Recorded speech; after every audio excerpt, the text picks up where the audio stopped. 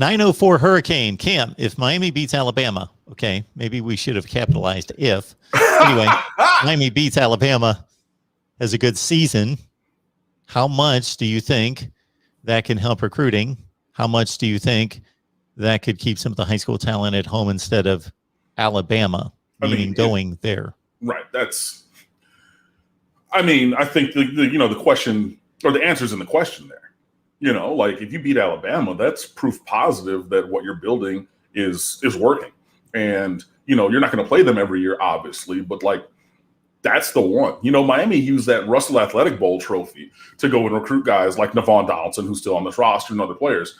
You're going to tell me that you beat Nick Saban in Alabama in the opener, and that's not going to have a positive impact in your recruiting? It's asinine. You definitely would.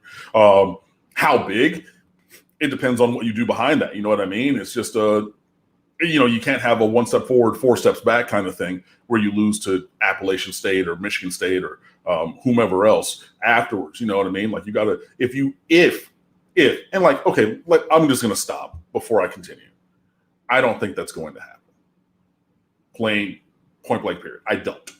However, going with the hypothetical that's presented to me, if Miami were to beat Alabama and then continue moving, there's no reasonable way, continue moving through the season positively with wins. There's no reasonable way to assume that this would not have a positive impact on recruiting.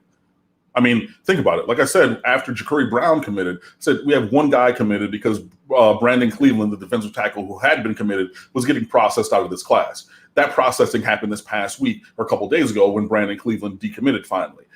If you go back and watch these videos, last couple of weeks, even after Ja'Cory Brown or before Ja'Cory Brown committed, I said we're about to have one guy in the class, that one guy being Ja'Cory Brown. It was not unknown or unforeseen that Brandon Cleveland was getting processed out. That's fine. But you have a 4-star blue chip quarterback, and then you're going to beat Alabama and assume moving forward that that's not going, both of those things are not going to have a positive impact. It absolutely will. Now, in terms of getting certain guys to stay as opposed to going to Alabama, number one, we got some of that last year with James Williams and Leonard Taylor, and there were some other 4-star guys who had been considering them. And maybe it's a time for another update because to the Miami versus Alabama recruiting piece that I wrote like maybe 5 or 6 years ago, where if Miami, the players of which Miami and Alabama actually went heads up for, it was almost 50-50. It was like 55-45 in favor of Alabama, but it was closer than you think. The other part of that, which I wrote in that piece before you start going crazy on me, is there's a whole list of guys, elite guys, who Alabama got, who Miami couldn't even get a phone call back from, couldn't even get them to pick up the phone. You know what I mean? So of those who were close, it was close. But there's a whole nother list of dudes who wouldn't even consider Miami and went to Alabama, okay? So maybe it's time for me to update that piece. So we're still doing okay against Alabama of the guys that we are connected to or communicating with. But again, there's other dudes who we just don't have the access to. You know what I mean? Like, no, it's just if you want, we're ordering off the menu at McDonald's, but there's like, Capitol Grill and Ruth's Chris and Joe Stone Crab and all these places. It's just like, yeah, they're not going to take your reservation. They're not doing, to go at home or anything. No. You can stick with McDonald's, maybe get some Boston Market. That's where we're going to be. And hey, that's fine. That's good. It's nutrition. You get it. It'll work. But there's a whole nother class of restaurant. There's a whole nother class of player that we're not going to be able to get because they're not looking at us right now. Going back again, you beat Alabama, maybe that starts to change. Okay. So, I think that, in that hypothetical, if you beat Alabama, that could get, again, of the guys in South Florida that Miami wants, maybe, again, you're adding to that number. There's still going to be guys who go away. Tiao Jones-Bell from Carroll City, 4-star recruit. Was he at the top of the list for Miami? Not necessarily. Was he good enough because he's very fast to go to Alabama? He might be a year 2, year 3 guy? Absolutely. Funny story. I taught his younger brother the 1 year that I taught elementary school. And he has a very similarly, starts with a T, but it's an interestingly spelled name. And I was just like, your brother goes to Carroll City and plays football. He was like, my elementary music teacher knows this. And I was like, yeah, but I'm not your normal elementary music teacher or whatever. But, hey, so those, you're going to have some guys who do get away. You're not going to get everybody. But again, instead of getting 2 out of 10, maybe we can push that to 4 or 5 out of 10. That could be the positive impact of beating Alabama, of a continuing through a season with 0 or 1 losses. If that hypothetical situation, which was asked by a viewer, were to come to fruition. But again, I mean myself personally, do not think that we're going to lead off the season with the win. So part of that question, I think, is moot on its face. Maybe if you pivot it into my realm of reality of what I think is going to happen, how does Miami look against Alabama? How competitive is that game? And spin that forward more than the tangible final result of winning that game, which, again, I hope for and rooting for and see a path to doing. It is just a very tough road forward to make that happen, I believe. Me thinking that Miami has little chance to beat Alabama says much less, in my estimation, about Miami and says more about Alabama just being airtight, taking care of business, making sure that they're prepared for a big game on a national stage for week 1. And it speaks more to their greatness and where the program is and how Saban has everything covered and ready to go for, again, a big opponent on a big stage than it does to me saying, well, Miami doesn't have a chance. Because you can put that same, to me, you can put almost every other team in America in Miami's place. And so to me, it says less about Miami not being prepared or ready for that game than it does Alabama's speak to their greatness and where they are as a program right now. At the same time, if I look across America and I put Miami on a certain level of team, I believe that they have a better chance because of their athleticism than just about the teams on their level. Like if you take Iowa and Miami are similar quality teams, or we would expect them to be 9-3 kind of teams, top 15 teams, but Miami's just a different team. They're just different athletes than what we have at Iowa.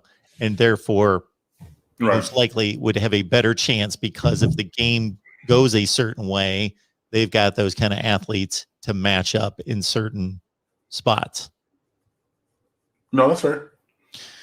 You're also obviously speaking in volume. We're speaking generalities because we can't get into the hearts and minds of each individual to say, because some guys just pick a school for a number of different reasons than other guys, and their commitment's more solid. And Miami could go 6-6, and they're one of the top 3 at their position in the country, but they're still going to Miami regardless. You Duke know, Johnson. Yeah. It wasn't great that year, but like there was nowhere else in America that Duke Johnson was going to. It didn't matter. You know what I mean? The whole campus of Coral Gables could have burned down. We could have been using, tents and, just sleeping under the stars. And he was still coming to it's like one of those things, and there's other guys who, have all the opportunity in the world. It's tailor-made for them. Teddy Bridgewater, what's his face? Lamar Jackson. Although I know Lamar Jackson was lower on the pecking order because he thought maybe he was a project and maybe thought he was going to go to wide receiver, things like that. I get it. But even still, like the opportunity was here for both of those guys. Miami did go after both of those guys, although it was a late run at Lamar Jackson. But we've seen teams take late runs at guys and then they end up coming and things like that. They decided to go elsewhere. You got guys from, the Miami. I mean, I know Lamar Jackson's from Deerfield and he went up to Boynton Beach. Yeah, I know that. Or Pompano, whatever. But yeah, you're going to have some guys who just want to be there and you're going to have that, but you're also going to have some guys who want to get away as well, which again, it's not about getting everybody. It's about getting your fair share. And again, if you're looking at the top 10 in Dade and Broward, your elite guys down here. Last year we got, 3, I want to say. You want to push that up. You want to get that of the top 10. You want to get 5, maybe 6 of those guys. And I know that everybody's going to come in here and they're going to, Georgia, Ohio State, Alabama, Clemson, everybody's going to come down here because everybody knows that this is where you're going to get talent. So you have to get your share of that talent. And again, you want to pick from the top of that list and not just get, guys 7 through 10. Which is really great. And I know there's a lot of teams that would love to get the, number 7 through 10 of the top 10 best players here in South Florida. There's a lot of teams that would love that. I would love that. But I would also love it if of those 4 that we're going to get, 4 or more, I would like to get a couple more from the top of that list. That's what you're looking to get.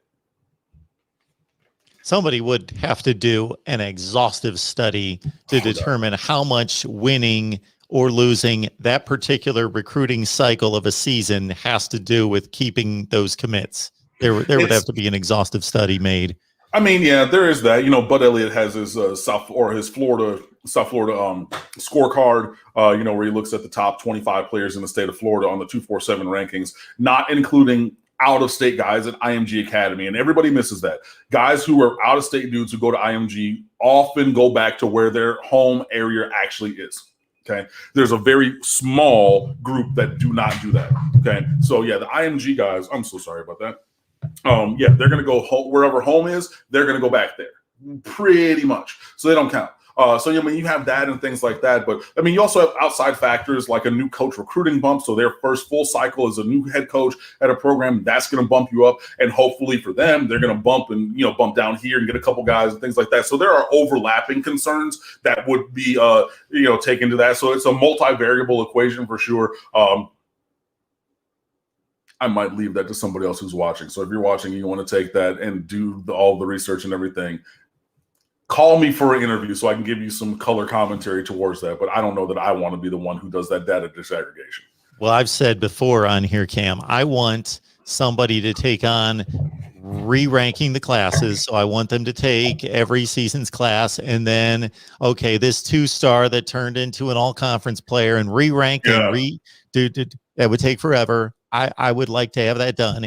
And then, so speaking to this topic, take the recruiting rankings or take the commitment list on the day before opening day of that particular football season and chart it versus what were the results and how many of those commitments held. And if a expected 500 team went 10-2, did that jump their ranking versus, and even that's not scientific even. Right. And the thing about it is also, I mean, you see things like I know that Mark Ennis and Justin Hatfield hate when I bring this one up, but what Louisville did to Matt Colburn some years ago, who had been committed for a year or more, and 2 days before National Signing Day, they pulled his offer for someone else. Colburn ended up going to Wake Forest, had a very nice career there and things like that. But this is a kid who was dead set to be an early enrollee at Louisville, didn't take other visits, didn't really talk to other coaches. Nah, I'm good. I want to be a Cardinal. I want to go here. But then they pivoted. And sometimes you're going to have that if you have a 10-2 season and that, kid who's a little over your pay grade starts paying attention. And then that local kid who's a great story, but you're just like, you're that 5'10 receiver who's good and, quick and everything. But the 6'2 kid who's a little tall, or, he's 6'2, he's made some highlight catches, and he's much faster. He's a blue chip guy locally, not the 3-star developmental guy. He starts listening. And so we're going to keep talking. That means that 3-star kid might get processed, so there's that as well. There's just a lot with it. There's just a lot.